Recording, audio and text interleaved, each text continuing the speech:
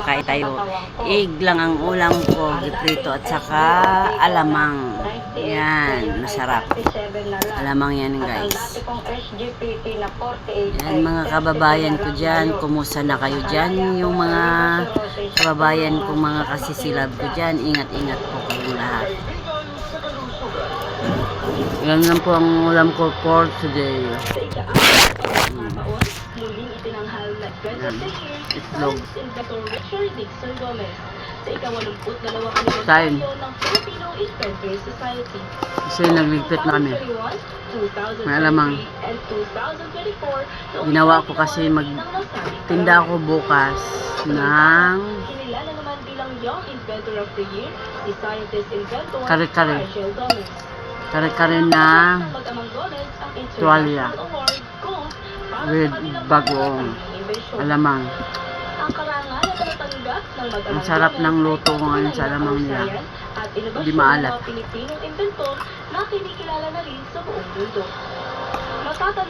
Ang sarap.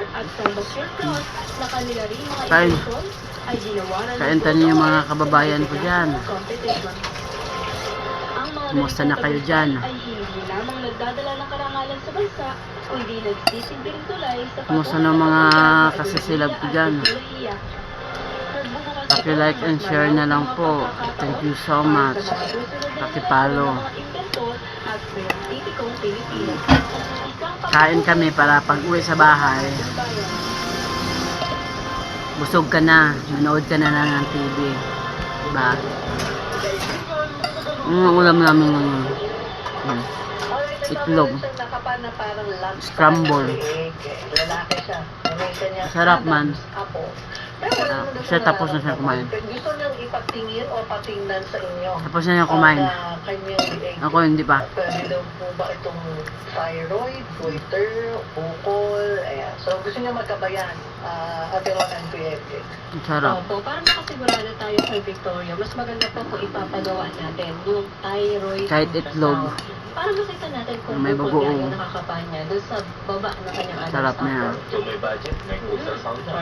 Sapat na ang hapunan. Yan pong nakakapanin nyo, kung sakali yung ano yan. Sa yung mga kababayan po, anong Meron talaga sintomas ulam nyo yung ngayon? makita yun, yung mararamdaman ka eh. Yung iba naman, hindi nila alam na yung nararanasan nila, sintomas na pala yun. Halimbawa, hindi ka makatulog sa gabi. Yung tipong iglip lang. Ang sarap. Kinakatawan mo kinaumagaan. O kaya naman, meron Kasi bawal siya sa ano, yung nakaupo ka lang, bawal siya palagi sa bilis, may puso.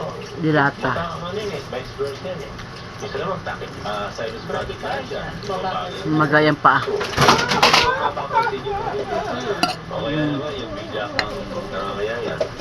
Kaya naman bigla yung pagtrabaho. Tumataba or bumibigat. Alin yun? Teka, hindi ko kumakain pero tumatapa. Hirap nun, ano? Kaya nga po eh. Alin sa mga yan ang pwedeng sintomas na hindi mo namamalayan. Kaya paunahin dyan yung thyroid ultrasound or neck Oo, ultrasound. pag nakita natin na mayroon ng bukol, Sarap. makakatulong sa'yo ang Phycure.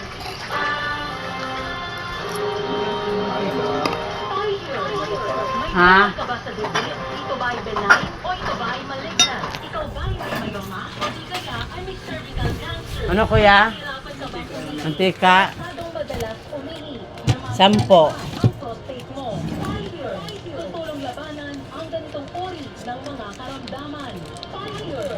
Isang dekada na sa Pilipinas Ito at po. maraming bahagi Ano pa po? ng mundo. Marami na pong natulungan. Salamat. Matulungan din kayo. Nabili ng ano? May nabili ng mantika. Ang Phycure ang pinakamabisang Mantika ang ano nila.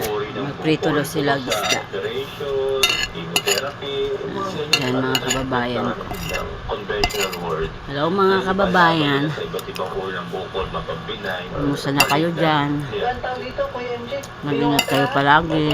Pero ang Phycure ang dahil ito may Yung mga kababayan ko nandyan sa ibang bansa, mag-ingat kayo. para labanan ng iba't ibang uri ng bukol. Alam niyo ba na yung pag kumapit dito sa tumor or sa bukol, pinapatay niya yung maraming ugat na nakapaligid dito. Nakakatulong din ang Phycure. Kailangan mga kababayan, sobrang init ng panahon ngayon. Grabe, sobrang init dito sa Manila. Kailangan natin mag-inom tayo ng maraming tubig. Nagpapakamatay yung tumor cells. Kaya marami tayong pasyente na mayroong Kailangan thyroid, may tubig ka. Ang kagandahan niya, inuulit-ulit natin yung mga ultrasound na yan.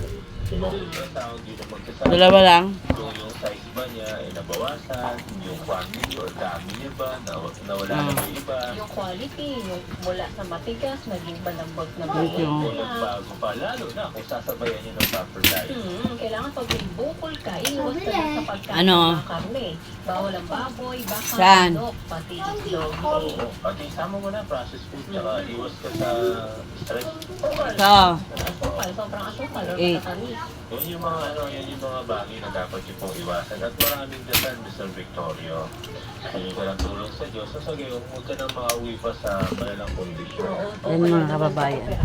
Mas maganda niyan, Sir Victor. hindi ko nakakonsentrate sa pagkain kasi marami namili. Nagagapan siya. May namili. Pero na pwede siya pumunta sa Panasukan, Nueva Ecija.